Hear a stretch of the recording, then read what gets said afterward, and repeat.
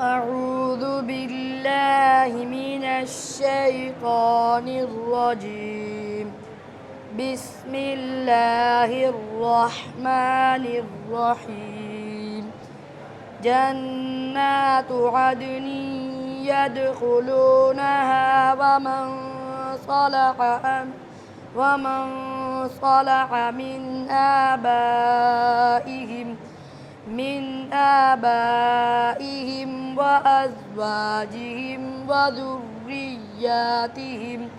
وذرياتهم والملائكة